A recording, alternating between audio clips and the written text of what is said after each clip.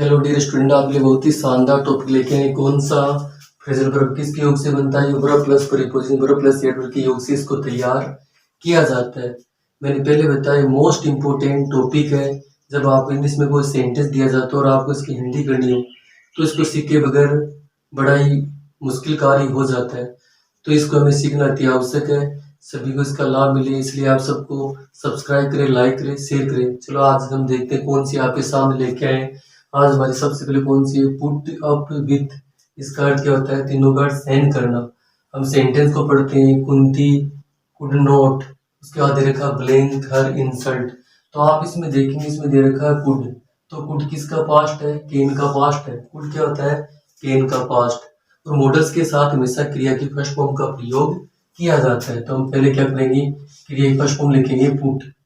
हम तो हमने लिख दिया पुट, उसके साथ में क्या लगा देंगे? अप, और उसके बाद में क्या लगा देंगे? विथ लगा देंगे। तो इन तीनों का अर्थ क्या होता है? सहन करना। हम हिंदी में वाक्य का अर्थ देखते हैं। Kunti could not put up with her insult, कि कुंती अपना अपमान सहन ना कर सकी। तो इसका ये हिंदी में अर्थ है। उसी प्रकार हमारे आगे वाला एग्जाम्पल उसको देखते हैं। It is very difficult to, उसके बाद दे रखा ब्लैंक ए पुलिस फ्रेंड। तो आप उसमें देखेंगे, पूरे सेंटेंस को पढ़ेंगे। हम यहाँ पर देखते हैं टू। टू क्या होता है? इन्फिनेटिव। और इन्फिनेटिव में क्या होता है? टू के बाद हमेशा क्रिया की फर्स्ट फॉर्म का प्रयोग किया जाता है। तो हम उसमें क्या करेंगे? पहले क्रिया की फर्स्ट फॉर्म लिखेंगे। क्या लिखेंगे? पुट। तो हमने लिख दिया पुट, उसके साथ में क्या लगा देंगे? आप उसके बाद जोड़ देंगे इसमें विथ। यानी जो भी हमें वर्ब के बाद, यानी वर्ब के बाद जो भी जोड़ना होता है हम जोड़ देते हैं। प्रीपोजिशन और एडवर्ब को हम जोड़ दिए थे। हमें या तो दी जाती है प्रीपोजिशन या एडवर्ब। अब इसमें तीनों को हमने साथ में जोड़ा है, तो इस तीनों का अर्थ क्या रहेगा? सहन करना। तो हम एक इसका इंजर देखते हैं एग्जाम्पल का। It is very difficult to put up with a police friend. तो ये क्या बोल रहा है? किसी मूर्ख मित्र को सहन करना बड़ा ही मुश्किल है। तो उसी प्रकार हम हमारा आगे वाला एग्जाम्पल देखते हैं।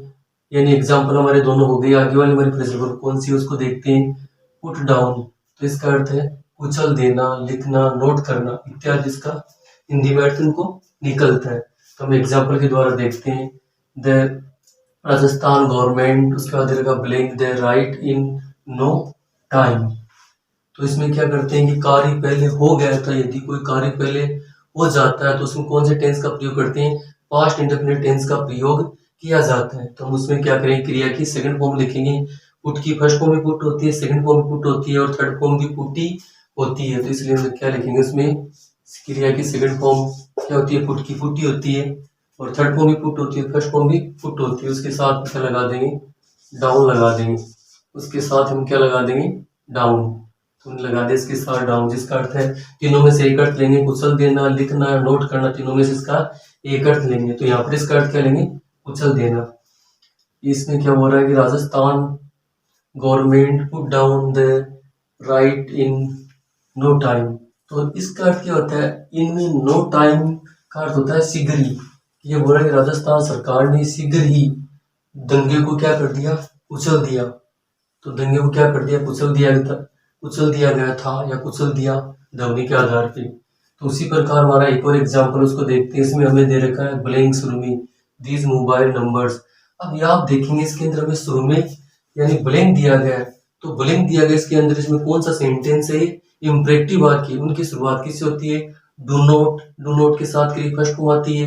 प्लीज, काइंडली, सर, यह क्रिया की फर्स्ट फॉर्म से इसकी शुरुआत होती है। तो हम पहले क्या लिखेंगे? इसमें क्रिया की फर्स्ट फॉर्म लिखेंगे। तो क्रिया फर्स्ट फॉर्म क्या हो जाएगी? पुट की क्या होती है? पुट। तो हमने इसमें लिख दिया।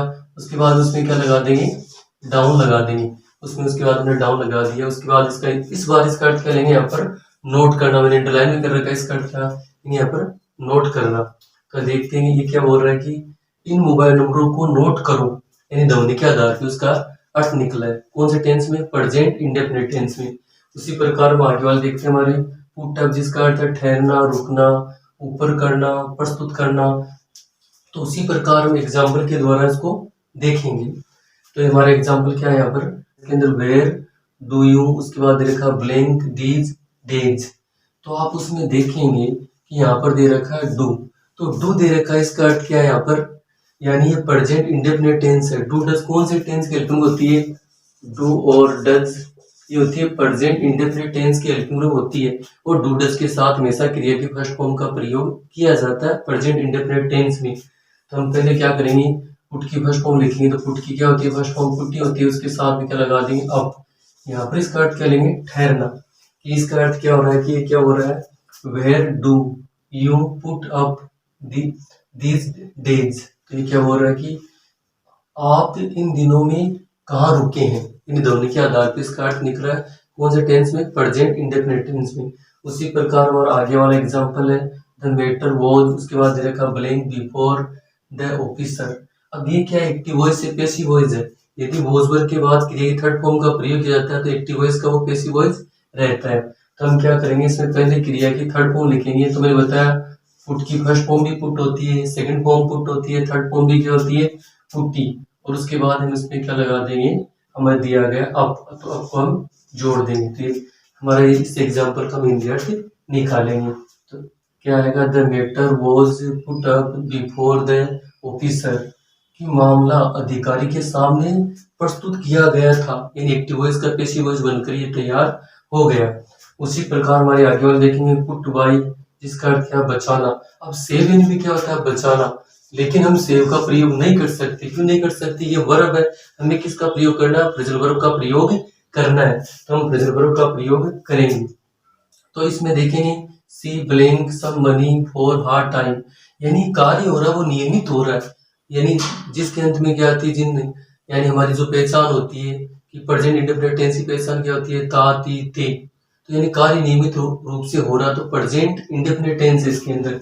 तो आप उसमें क्या करता है, एक वचन है, तो करता है एक वचन है, तो हम उसमें क्या करते हैं, वर्ब के साथ एस एस का प्रयोग करते हैं। तो हम क्या करते हैं, वर्ब के साथ मैस जोड़ दें, उसमें क्या लगा देंगे, बाई हम उसमें लगा देंगे। तो दोनों का अर्थ क्या हो गया, बचाना।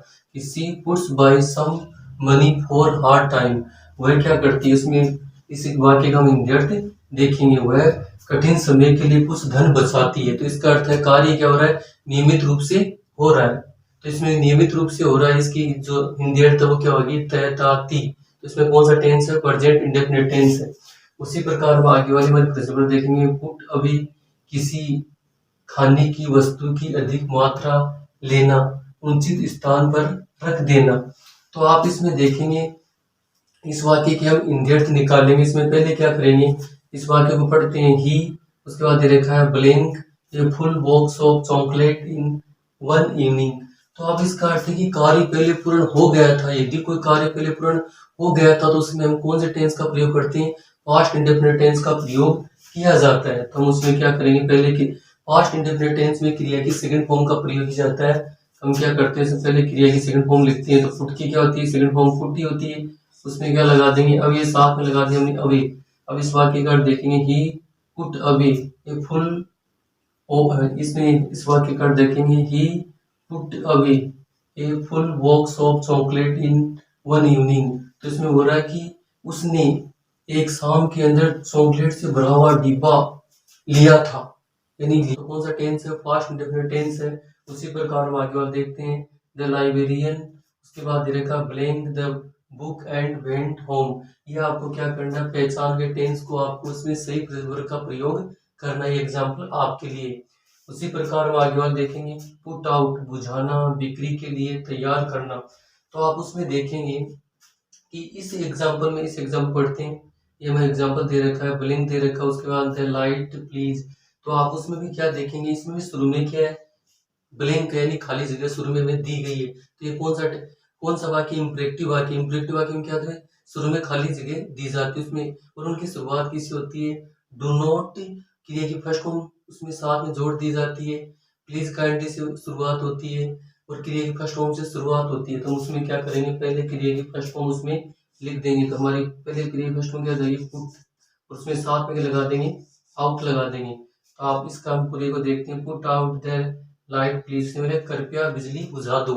इसका अर्थ हिंदी में बुझाना देना भी होता है। उसी प्रकार हम आगे वाले देखेंगे, पुट इनटू, जिसका अर्थ है घसीटना।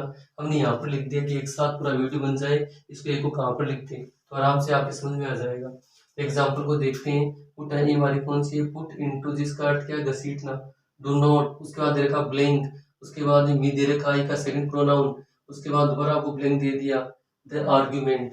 तो आपको 2 ब्लैंक दे रखी तो कहीं कोई डरने की आवश्यकता नहीं है। हम पहले में क्या लिख देंगे, डू नॉट के बाद क्रिया के फर्स्ट फॉर्म का प्रयोग किया जाता है, तो हम क्या लिख देंगे पुट, उसके बाद में क्या लगा देंगे इनटू।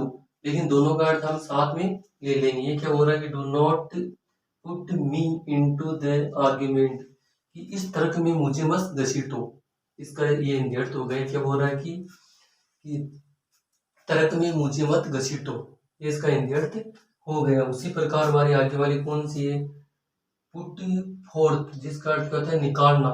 जिसका अर्थ क्या होता है निकालना। हम देखते हैं इसका एग्जाम्पल देखते हैं, ट्रीज, उसके बाद क्या दे रखा ब्लैंक न्यू लिविज इन स्प्रिंग।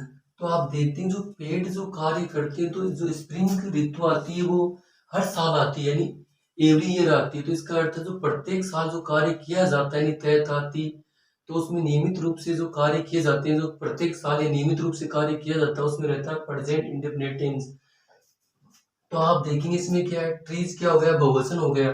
तो बहुवचन हो गया तो बहुवचनकर्ताओं के साथ प्रेजेंट इंडेफिनिट टेंस में क्रिया की फर्स्ट फॉर्म का प्रयोग किया जाता है। उसमें क्या लगा दें, उसके बाद में हम फोर्थ इसमें साथ में जोड़ देंगे, जिसका अर्थ है निकालना। तो हम देखते हैं एग्जाम्पल का इंडियट देख लें, trees put fourth new leaves इन स्प्रिंग, यानी पेड़ वसंत ऋतु के अंदर नई पत्तियां निकालते हैं, यानी कार्य नियमित रूप से हो रहा है। एक एक एग्जाम्पल आपको बहुत ही शानदार तरीके से समझाया। Thank you very much. इसको ज्यादा से ज्यादा इसको सब्सक्राइब करें, लाइक करें, शेयर